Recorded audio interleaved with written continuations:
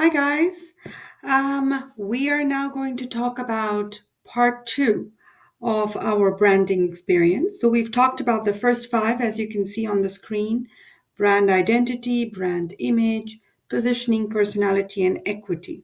So, in this video, I want to tackle the next five, starting with brand experience. So, let's get started. All right. So, what is a brand experience? Well, brand experience is about designing this sort of experience for the customer, and the customer should feel like they're in a relationship with the brand, should have stronger feelings for the brand. And so, what are the different things that we can do to build those sort of long lasting relationships, right? So, it's basically like a combination of um, everything that a customer would go through while, let's say, purchasing that brand or using that brand. So, for example, let's say you were to order food at a KFC, right? How is that experience? How is that experience walking into a KFC, ordering the food? How are the servers taking care of you? Right? How does the staff behave? How fast do they deliver that particular food? What's the taste like? And then since they have outlets all over the world, um, you know, it's the same sort of expectation that the customer should have and then feel when they are in those stores, right? So what is that uniform sort of standard of experience that the customer feels? And that is what we're talking about, like brand experience. Okay. A lot of the experiential marketing things, that deal with touch and smell and sight, all of those things, right? It's a sensory experience. All of this stuff is sort of taken into consideration when we create what we call the brand experience. Okay, so what I want to do is I want to take you into this store. Now, this is Samsung's really, really cool store. And this is in New York City, by the way. And this is sort of the flagship store, right? So, as Apple has its flagship store, this is Samsung's flagship store. So, they don't really sell anything here. People walk in here to just get an experience. So let me show you what this would look like. Let's see if this video works. Samsung 837 is many things. We like to think of it as a playground where culture and technology collide. So the bottom three floors are open to the public, and they are experiential zones where people can interact with the things that they're passionate about, like arts, music, sports, wellness, fashion, culinary, all powered by and enhanced by Samsung technology. We have many spaces within the building. We have a 3-story digital screen, which is the world's largest multimedia display. We have a virtual reality tunnel with 4 different levels of VR experiences. We have a music studio where we can do live radio broadcasts and podcasts and DJ sets.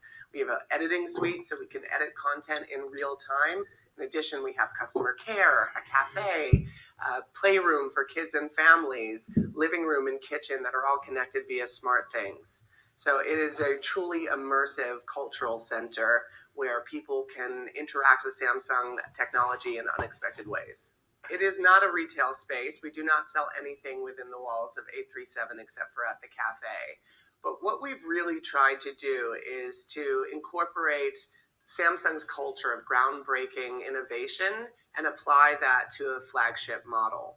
And so we're trying to reinvent the consumer brand experience, and we've built what we think is the flagship of tomorrow, which is unretail.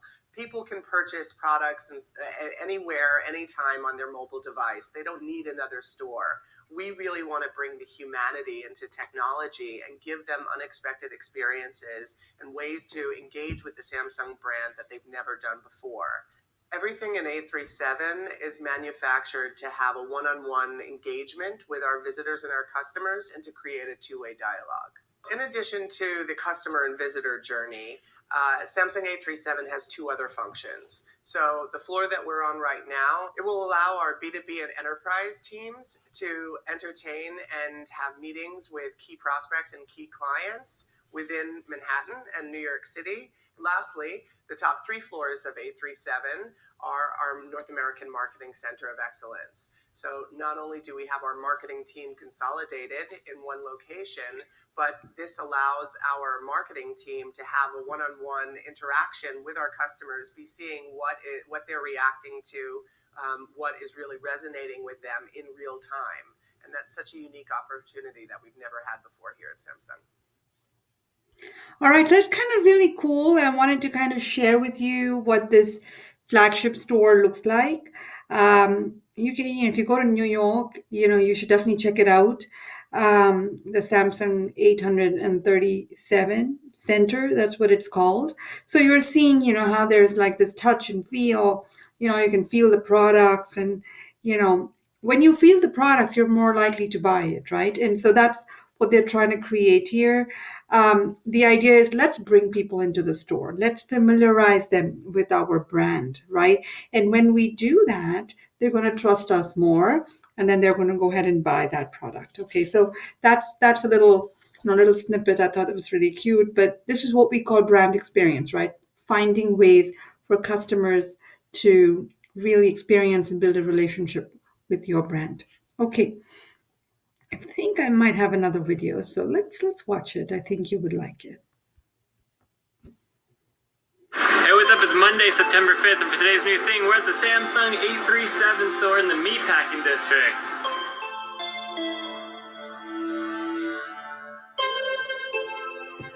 Like a little Genius bar. Look at how big these washer and dryers are. Like, they're almost the size of Isa. Seriously, that's like the entire size of our living room.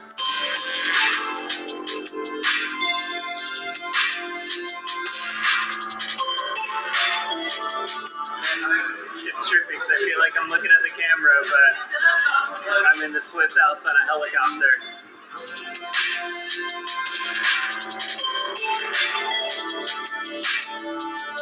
I can totally film this.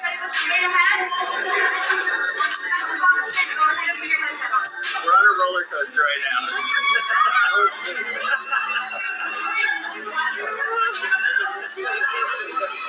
I'm excited for that technology to be like widespread.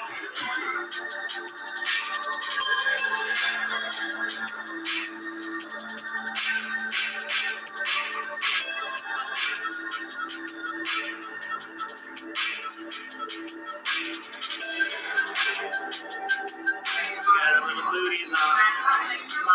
It's so unique. I've never felt this way before. Okay, so you see what's going on here.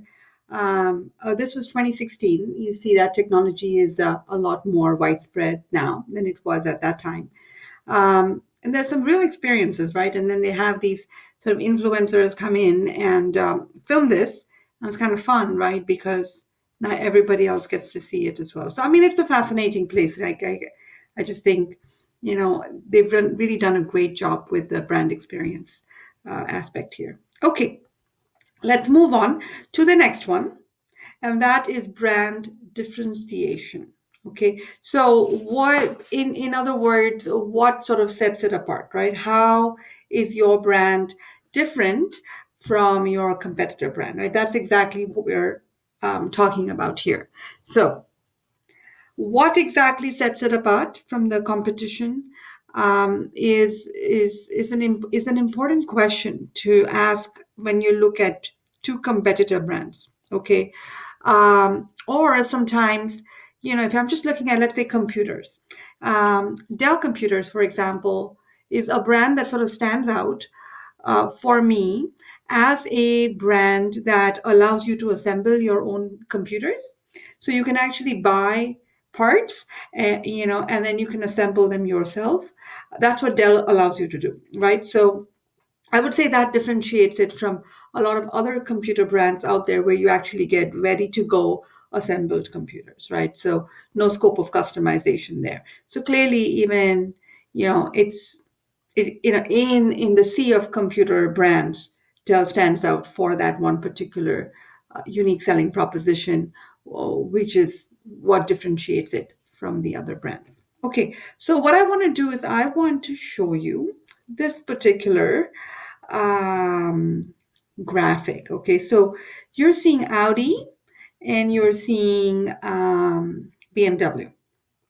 All right, so let's take a quick look at that. Remember, we're comparing two competitor brands. Now they're both German, as you can see. This was an actual survey that was done, by the way, several years ago, and that's where I got this from. And what I wanted to talk about brand differentiation, so I thought this is a good way to sort of look at it. Okay, so as expected, you see that both these brands have a pretty high level of association with being German, right? And when you think German make, you're thinking expensive, you're thinking luxury, you're thinking quality brands, right? So when you compare these brands, let's say with brands, car made in Japan, right? Or the US or South Korea, clearly, the whole German and quality, all of those aspects clearly stand out, right? They're at an advantage. But when you're comparing these two brands that are both German made and both expensive and both high quality, then how do we look at it in terms of like its brand attributes, right? They merely represent what is expected of these brands already. So the real differentiation will then now come when you start looking at other attributes, right? For example, let's look at the Audi. So Audi has those four circles, four rings, right? Very much Olympics is what I think of when I look at those rings, because it kind of gets close there. I mean, it's not, Olympics has more than four, obviously, but it does sort of remind you a little bit. Now, they've really tried to always align themselves with Olympics, which is really interesting, right? And I think that alignment has paid off for Audi. So they've been doing, I don't know if you know, but they sponsor, I think they sponsor like the Winter Olympics. And I remember 2010, they had a US Alpine Olympic team, that they sponsored, and very clever like placement, so to speak, smart campaigns. I tend to see that with Audi. And it's very sort of high level of associating themselves with like sporting events. Okay, so clearly that sporty, when you think about it, you definitely think sporty. It's like almost a shared connection with the rings, with Olympics, and that continues to sort of reinforce the brand relationship, so to speak. So as a brand, I would think Audi is very like cool and nice and classy, and you definitely get those vibes when you think about Audi. Um, and even like they have the Quattro and they have the TT and the A4. I mean, they have like all of these little Audi models, right? And they have been able to sort of differentiate themselves in terms of market proposition, right? Within its larger product portfolio, which is kind of cool. So and then of course, I do know when you think of the four rings, you were definitely thinking there's got to be Audi, right? So there's a definite connection that we have in our brain with those four rings, like in terms of its brand identity. Okay, so let's look at the Beamer. Okay, let's look at the BMW. Now, I would agree that it absolutely shares the same, many similar qualities with Audi in terms of like nice and cool and fast. And you're starting to see those descriptions right here on the graph, on the page. But the concern is kind of the fact that I'm seeing rich and yuppie and asshole, snob. Okay, so I don't think that those are really great, descriptions. And of course, no, honestly, the brand doesn't mean the same to all people, right? So with that in mind, what kind of image is this car company projecting to its customers? You want to ask yourself that, because I think automotive brands are conscious of that particular thing, right? So what is the image that customers have about their brand, right? So I would imagine like some of these negative negative brand associations should be a cause of concern, probably were. And of course, they're both Audi and Beamer are expensive cars, but for some reason, Beamer seems to be perceived as more expensive than Audi, right? Um, I think there's plenty of scope for Beamer to improve its brand image and its associations. Clearly, we're seeing, what we're seeing here is not so great. But what I wanted to do is I actually love Beamers. So, full disclosure there, but all I want to show you here is that there is, very similar product, but then there's a way to sort of differentiate your brand, right? And this is an exercise if you're a brand manager that you might want to do with competitor brands or brands within your product category. Okay, so let's move on then. And now let's talk about the next one here, which is brand communication. Brand communication.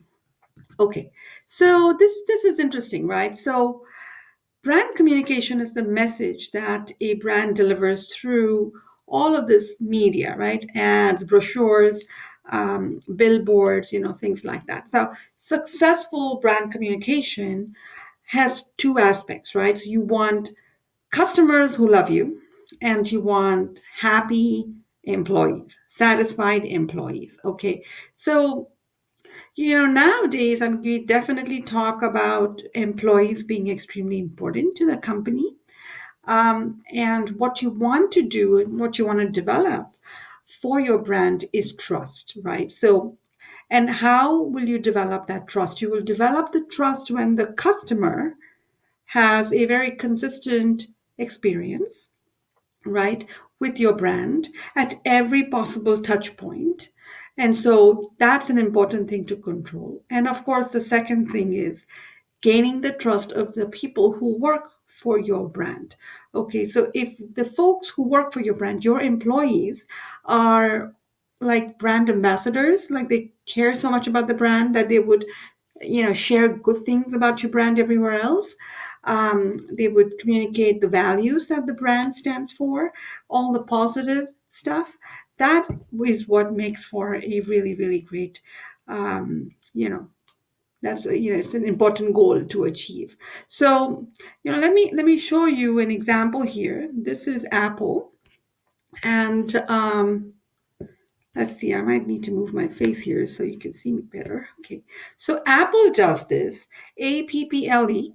And you may have, maybe one of you is an Apple employee, or, you've actually walked into an Apple store. You will see that there is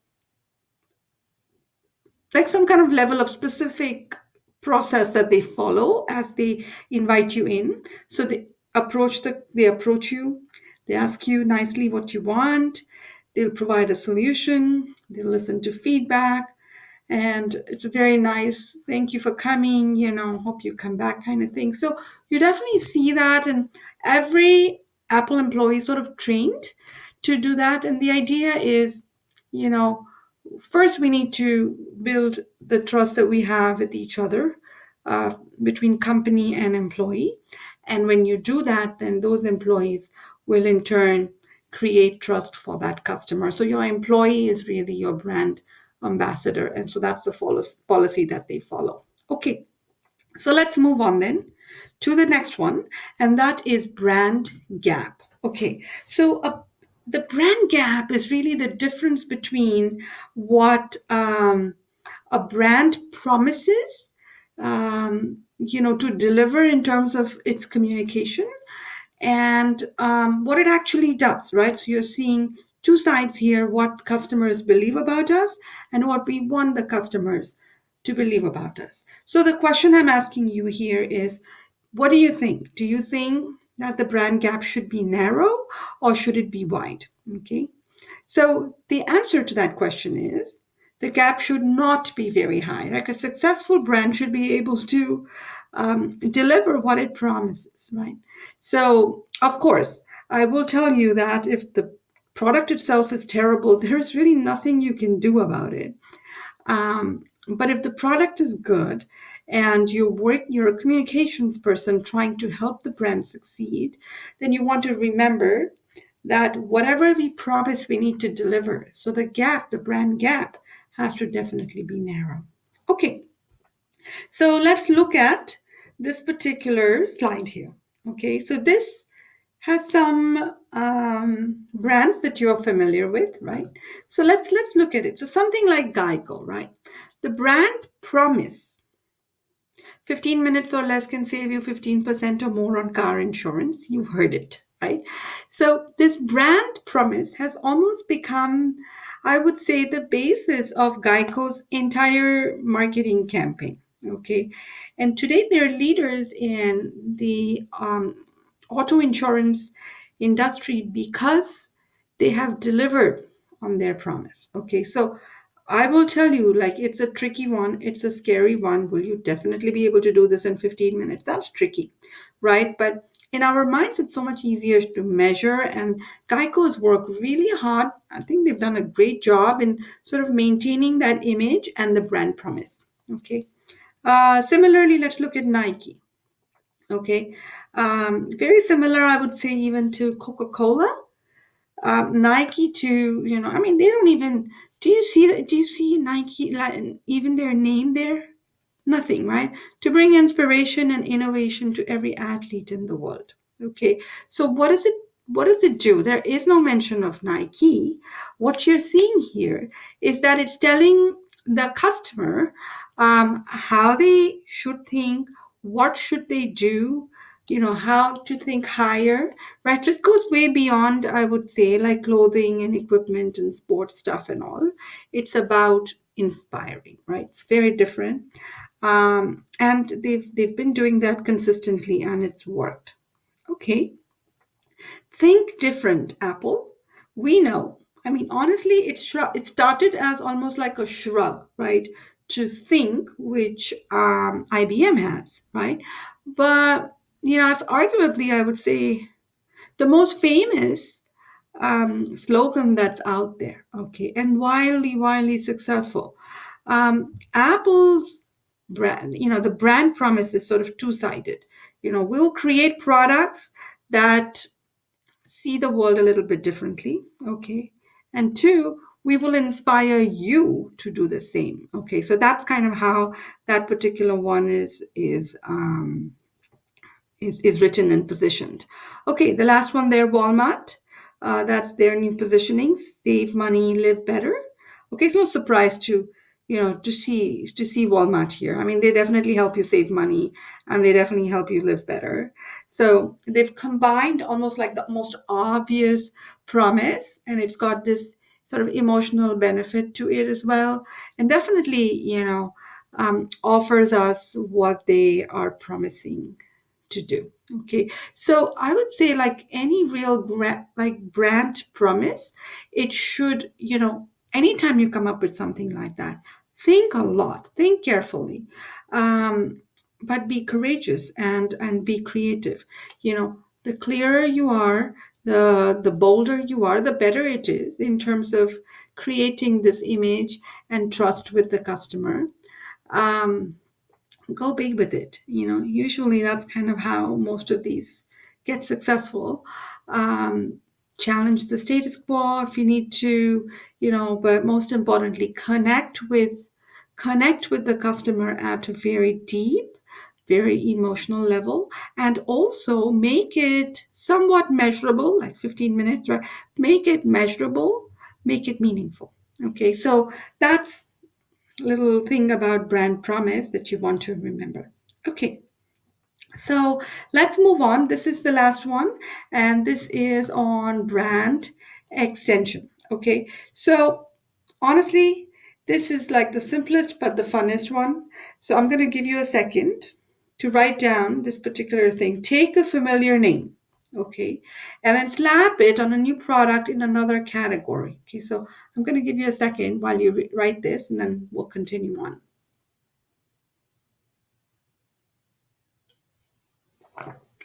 Okay, if this confuses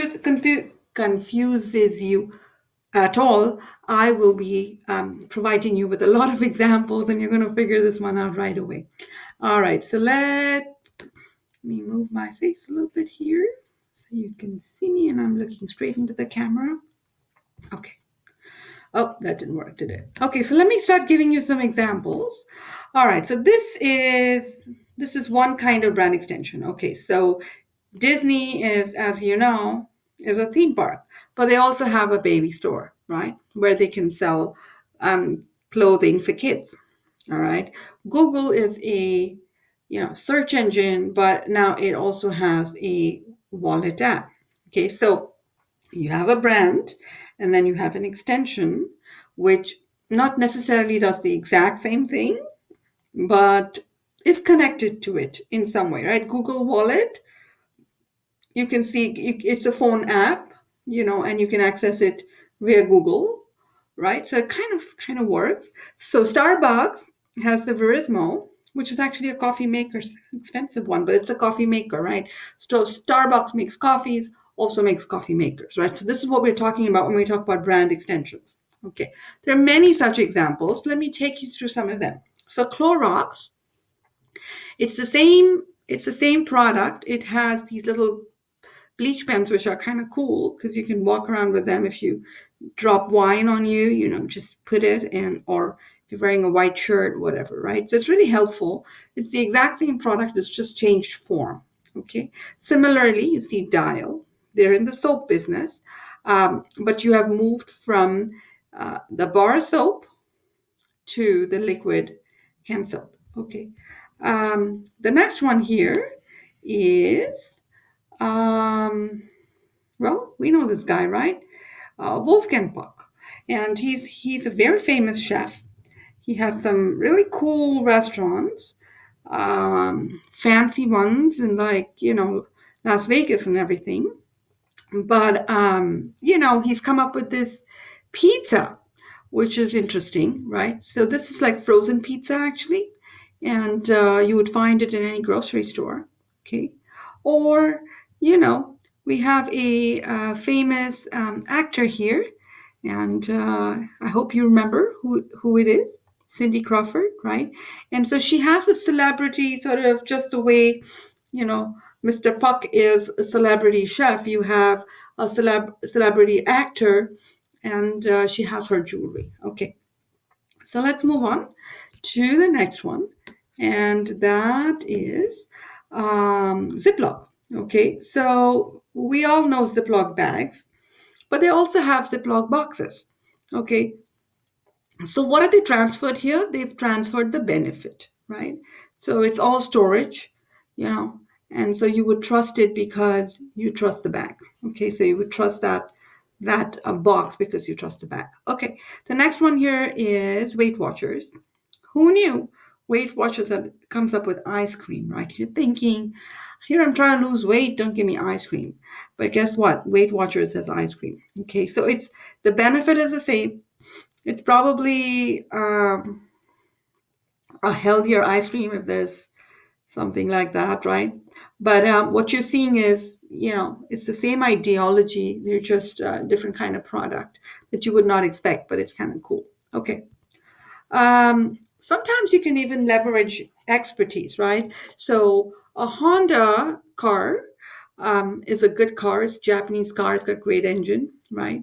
And so because we know that it has a great engine, here you have the lawnmower that is a Honda brand. So I know I'm more likely to buy a machine with a Honda brand on it, just because I know that they're good with their driving machines, right? Okay, sometimes you can leverage expertise. I will tell you, every time I walk into a Target and I see this Food Network really cool set, look, it's just probably another, piece of culinary equipment, but because it has Food Network on it, and because I watch all these Food Network shows, and I could probably name all of these celebrities that you see in here, I'm more likely to pick up that one, even though it costs more, because I feel like maybe I can cook like these guys if I buy this. I don't know. So what they're doing, I'm a sucker for it, obviously, but what they're doing is really, leveraging the expertise of the network and the trust that we have for it, for us to then go buy that particular set. Okay. So these are all sort of brand extensions. Here's another one. Harley Davidson, known for its not bicycles, motorcycles, right? They also have like jackets. I always think people on motorcycles are really kind of cool, and then they wear this sort of cool looking jacket, jackpot. That's amazing, right? So that's what we're talking about here. Great bikes, and people who wear them are cool. So I should probably get, a jacket. And they kind of probably thought through that when they started creating. Now you can see Harley Davidson stores, right? Malls and everything is kind of cool. Okay, the next one there is leveraging a lifestyle, right? So if you recognize that icon that you see there, the logo, that's a Porsche. And, if you know, Porsche makes like amazing cars, right? Fantastic cars. But did you know they have also a furniture line? Okay, so it's called Pug & Paul, and I know I've stepped into one of these stores when I was in New York, and it's pretty fancy. I mean, I think this furniture costs as much as their cars, so I'm not going to go buy it because it's probably not for me, and I'm not their audience. But clearly, people who believe in the Porsche and can afford it and afford that lifestyle would probably buy furniture like that. Okay, so some more. Okay, I don't know if you know, but Old Spice used to be a smell like, a scent that my grandfather used to put out. Okay, so every time I smell Old Spice, I think of my nana, I think of my grandfather. Well, my grandfather is long gone, so this one is a really old product. But in the last, I would say, several years, what they've done is they've switched around the product to make it more younger and fresher because they want you guys to try it, right? Not the older folks, but the younger folks. So the designing has changed. They have a lot more products in their line of products, right? They have body washes, not just deodorants, and definitely not just those aftershaves, right? So what they've done is they've changed their image. They've changed their, they still have this similar kind of product, like they smell the same kind of, but they've added some more that don't smell exactly like that, and a great other line of products for men. And so what they've done is they've changed the brand image by just sort of changing the game, so to speak, right? And then of course, because they could change the game because they changed that brand image. So that's another great brand extension there. And then the next one you see there is the Ghirardelli. As you know, you must have been to Ghirardelli Square, maybe San Francisco.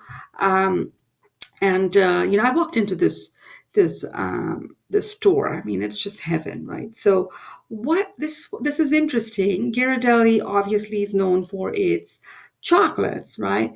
But they also have these amazing looking brownies, right? So I'm more likely to, if I like Ghirardelli, then I'm absolutely more likely to pick up this brand of brownie mix versus something else. Okay. So what they've done is they've transferred that component. That component is chocolate. Okay. So I will tell you that several brand extensions I've seen are absolutely amazing, right? But sometimes you look at a brand extension and you just start wondering, what were they thinking? What are they thinking? Why did they do that? Okay, so I want to share one of those examples with you. And this is my last slide. So let's take a look at it. Okay.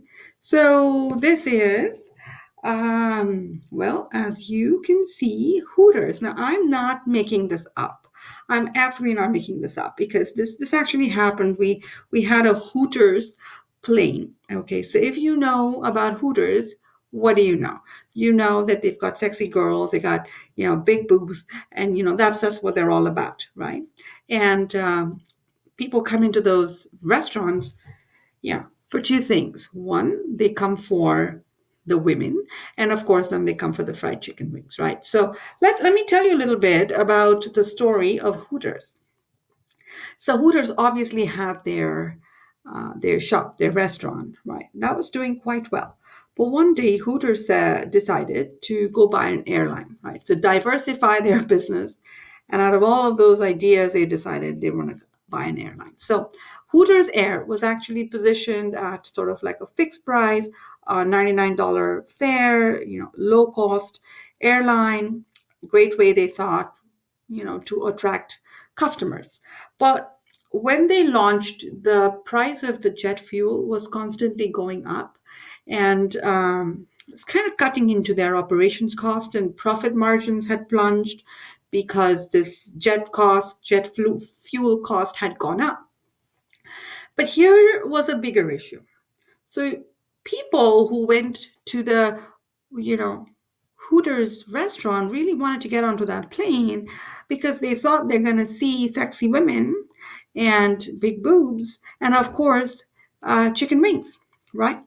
But that was not the case. So whatever the customer was expecting, they were disappointed because they didn't get, the things in the Hooter Air that they thought were, expected, given that it was Hooters. Okay, so restaurant brand food, like, that didn't extend to the airline.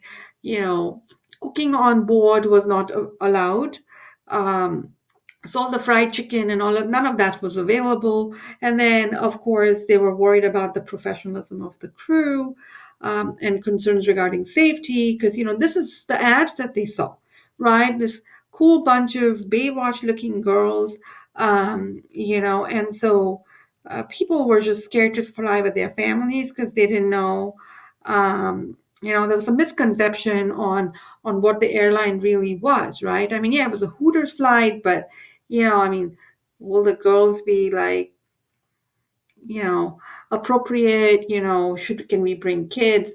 The wives were like, no, my husband shouldn't be going to this kind of thing, right? So, yeah, and then they saw like, you can see a photo here with like three girls, and people thought like, are these guys going to fly the plane? Like, are they the actual flight crew, right? And so, people, are they trained? Even the air hostesses, are they trained? Because they're servers in a restaurant. I mean, will it translate here, right? And so, just the marketing materials were deceptive. I mean, it was just a mess. And so, the point I'm making here is that the customers were a bit confused, and they had trouble sort of making the connection between the airline and the brand promise of good food or fun food that they were expecting, given that it was Hooters. Okay,